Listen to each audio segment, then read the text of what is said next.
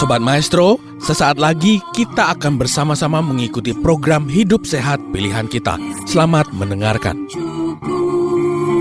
Membuat wajah berseri, diet yang seimbang, tubuh terlihat indah, udara yang bersih, jadikan hidup semangat, pengendalian diri, itu pemenang sejati. Hidup sehat, anugerah Tuhan. Hidup sehat, sangat berharga. 10 hukum kesehatan. Hidup sehat. Shalom, salam hidup sehat. Berjumpa kembali bersama Rumah Sakit Advent Bandung dalam Bincang Sehat bersama Rumah Sakit Advent Bandung. Kali ini saya Dewi Wardani akan memandu acara ini untuk 45 menit ke depan. Adalah satu sukacita di mana kita boleh belajar hal-hal yang baru terkait dengan isu-isu atau informasi kesehatan. Nah, kali ini kita sudah bersama-sama dengan narasumber kita yaitu Dr. Bona Anggi Pardede SPKFR yang akan mengenalkan kepada kita terkait dengan speech delay. Saya akan sapa terlebih dahulu dokternya. Salam hidup sehat, dokter. Salam hidup sehat. Baik. Pemirsa, anak merupakan anugerah Tuhan atau titipan Tuhan yang paling indah yang adalah sukacita bagi setiap rumah tangga. Dan kita percaya bahwa anak itu selalu diharapkan untuk bertumbuh dan berkembang secara normal. Namun apa yang terjadi apabila anak tersebut tidak berbicara sesuai dengan usianya? Nah, kali ini kita akan mengenalkan lebih lanjut terkait dengan keterlambatan bicara atau speech delay ini. Kita akan langsung saja untuk berbincang bersama Dr. Bona. Dokter, sebelum mungkin kita akan bertanya lebih lanjut supaya pemirsa ini mengetahui. Nah, kira-kira ini speech delay ini artinya apa sih, Dok? Ya, jadi kalau untuk arti daripada speech delay, mungkin kalau kita artikan dari bahasa Inggris ya, speech itu kan bicara, sedangkan delay itu adalah keterlambatan. Jadi kita akan ngomongin tentang suatu kondisi, suatu penyakit, gangguan perkembangan anak biasanya yang namanya keterlambatan bicara, dimana kan kalau bicara itu kan kita sebagai manusia kan mengeluarkan suara ya. Mungkin suara ini nanti ada beberapa suara, nah itu akan menjadi sebuah kata, sehingga nantinya kata-kata ini akan membuat kita menjadi bisa berbicara, lanjut lagi lebih tinggi lagi tingkatannya ke arah untuk berbahasa atau menjadi bahasa, dan nantinya yang kita harapkan kita akan dapat melakukan yang namanya berkomunikasi, mungkin dengan orang tuanya, mungkin yang paling duluan, dengan temannya ataupun dengan abang atau kakaknya. Dan ini berkaitan tentang bagaimana kualitas suara ataupun kualitas bicara daripada si anak ataupun seorang anak ini yang mengalami keterlambatan.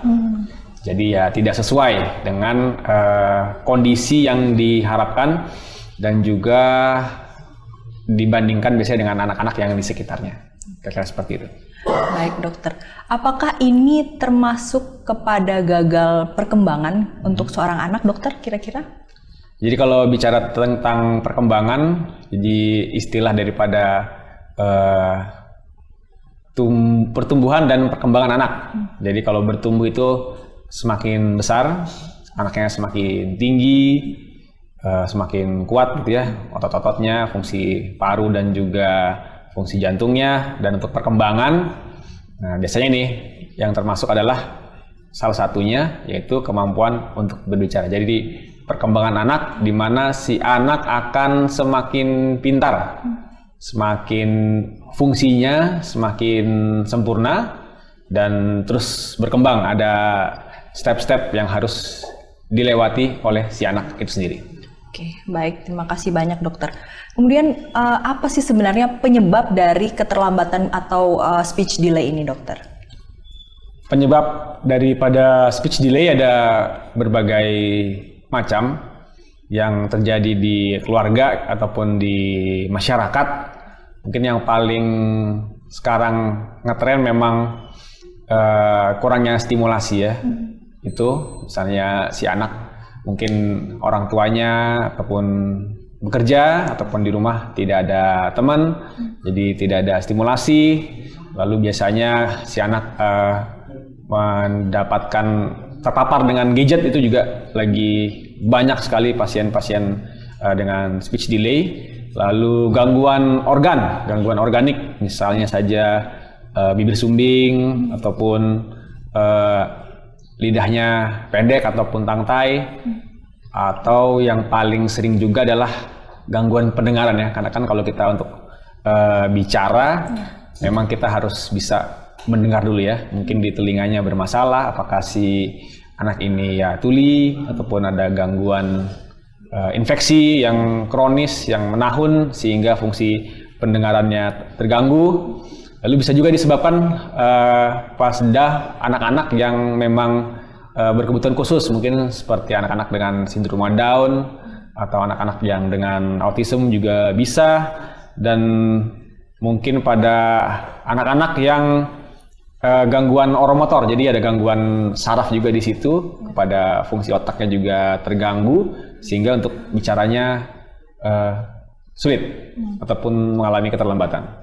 Gitu. Baik, jadi begitu banyak penyebab dari keterlambatan bicara ini ya pemirsa, tadi sudah dijabarkan oleh Dokter Bona secara singkat ya. Dan dokter, memang penyebab ini kan berbeda-beda, dan tadi juga dokter sudah mengucapkan terkait dengan bagaimana gadget, mungkin memberikan gadget secara dini juga bisa mempengaruhi keterlambatan bicara itu sendiri. Nah, mungkin bagi para orang tua yang lantas melihat anaknya mungkin belum berbicara, ini kira-kira tandanya seperti apa ya dok? Atau untuk umur seperti apa yang harusnya itu memang sudah bicara dan ini adalah tanda bahaya bagi orang tua sehingga harus cepat-cepat dilakukan pemeriksaan. Ini kira-kira kapan ya dok? Yang diharapkan memang sedini mungkin kita deteksi ini keterlambatan bicara. Dan biasanya juga orang-orang tua sekarang tuh keren ya, karena banyak sekali informasi dari sosial media, Instagram, Facebook, TikTok dan lain-lain. Jadi dia langsung lebih tahu, oh anak saya ini mengalami keterlambatan.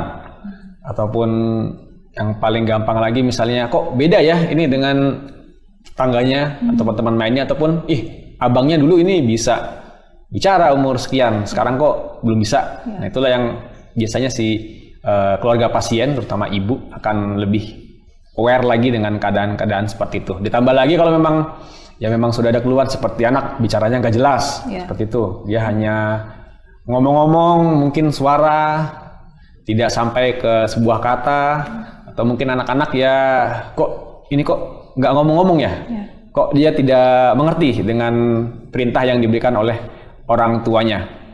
Atau ya terkadang juga masalah sosial dan budaya juga, dari keluarga sendiri bilang, ini biasa, ini normal, nanti juga ngomong sendiri, nanti juga bisa.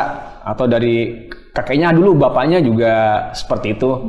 Dan bagaimana caranya, jadi bisa dilihat di banyak sekali di internet, coba cari dengan keyword tentang speech delay ataupun keterlambatan bicara. Ada beberapa tugas yang dapat kita berikan ke anak, jadi kita bisa cek di situ. Ada banyak sekali tabel ya, contoh tabelnya yang paling gampang dari WHO juga ada. Jadi anak yang umur 1 tahun biasanya sudah bisa sampai 1-10 kata. Kalau 2 tahun bisa 50 kata. Jadi di atas 2 tahun sampai 5 tahun tuh biasanya sampai 500 kata. Atau biasanya saat kontrol ke dokter anak, dokter anak itu suka ngecek juga, ada checklist yang namanya DDST. Jadi dengan Denver Development Screening Test, itu juga ada beberapa tugas-tugas yang harus dilakukan oleh si anak sesuai dengan grafiknya. Misalnya pada umur kurang dari setahun harus bisa bilang mama, papa, spesifik. Jadi banyak sekali tools ataupun grafik ataupun tabel-tabel yang bisa dilihat berkaitan dengan kurangnya ataupun terlambat bicara daripada anak. Gitu. Baik. Berarti memang sedini mungkin sebaiknya para orang tua itu peka ya dokter ya, untuk melihat bagaimana perkembangan si anak, khususnya apabila tidak sesuai dengan fase-fase yang tadi dokter sudah sebutkan ya. Sobat Maestro, Anda baru saja mendengarkan program Hidup Sehat Pilihan Kita. Terima kasih atas kebersamaan Anda. Istirahat yang cukup membuat wajah berseri. Diet yang seimbang, tubuh terlihat indah, udara yang bersih, jadikan hidup semangat, pengendalian diri, itu pemenang sejati. Hidup sehat, anugerah Tuhan, hidup sehat, sangat berharga. 10 hukum kesehatan, hidup sehat.